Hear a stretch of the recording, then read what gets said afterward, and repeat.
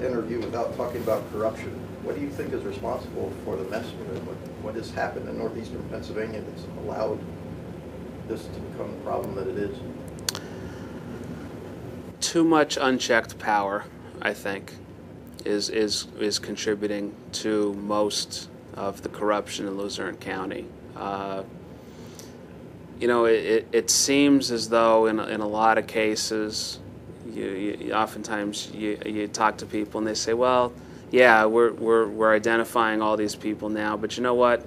It's always been like that. That's just part of being in county government, or that's part of being in Harrisburg. And that's the thing that obviously we have to change.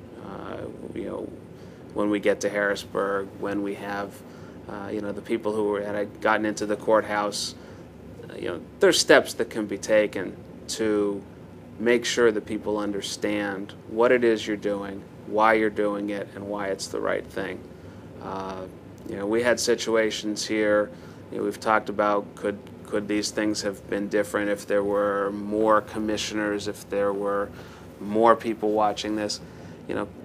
Corruption only needs one point of entry, and once it finds that point of entry, it's like a computer virus. It's just going to work its way out into others, and as long as that is accepted as, well, that's the way it's always been done, then we're never going to be able to change that. We need to get people in there who are willing to stop and draw the line and say, I don't care how it's been done in the past, you tell me how it needs to be done. One of the standards we have, one of the staples in the private sector is whenever we get a new employee in, we'll give them a task, a 30-day task, to review something. And the reason we do that is because that person is unbiased by any of the reasons that we did whatever project it was we were looking at. Gives you a completely different review and a different opinion on how that should be done before he becomes biased by the opinions of those who are around him. And that's the kind of leadership that you need, is someone to come in and give that unbiased opinion, before they're sucked in, essentially, to the culture that's there. Because of the culture, have you ever been approached, or do you feel like someone might have been approaching you to do something that you felt was unethical? No, and it's something that we laugh, because we've, as a municipality, have done business with some of the entities that were linked or allegedly linked, and no, never. And honestly, that would end up with someone being sent out the door, because that's not something that I would put up with. It's not something that I would drag my family through. Even beyond the implications that it has for the voters and the taxpayers, I wouldn't take my kids through that for, what is material goods, material possessions. It's not how I was brought up, and it's not something that I would condone or consider. No problems when you were treasurer of Bear Creek Baseball? No, not a one. Not a one. That's, when they put a CPA in charge, they got more reports than they ever expected to see. Yeah, exactly. Income statement, balance sheet, the whole 9 yards. Any questions from the group? Gary, is there anything that we didn't ask you that you think is particularly important to mention?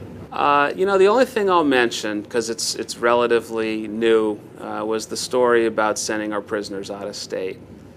And just a couple things there. I mean, I think that is just so indicative of the lack of planning that we have as a Commonwealth, and a culture that needs to change. You can do the math on the 1,600 prisoners at $62 a day for 3 years is $108 million of taxpayer money that's going to Michigan and Virginia.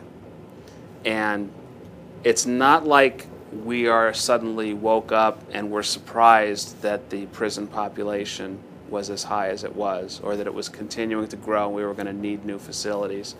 That's $108 million that we could have been using to build new facilities, to expand existing facilities, things that would have built our infrastructure, put our employees to work, our residents to work, and ultimately ended up, in hiring more people as, prison guards and other associated positions. I think that's just just point out that as sort of a screaming example of why things need to change in Harrisburg. And let me just make a point about that. But on that though, if we spend so much money on prisons right now, and we don't put that kind of money into education in this state. We actually talked about that last night, because that was one of my points last night, was not only on the early education front, because I think that's where you can get a big bang for your buck and get kids going in the right direction.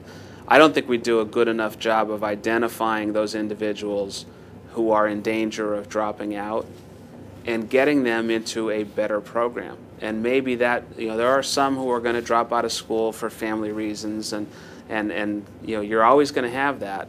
But are there kids out there who are dropping out who should be in more of a vocational education? Get them a hands-on trade. Get them something that, even through partnership with businesses in the areas, we can get them out to see, okay, what is it? What does it mean if I'm going to be an auto body mechanic? What does that look like?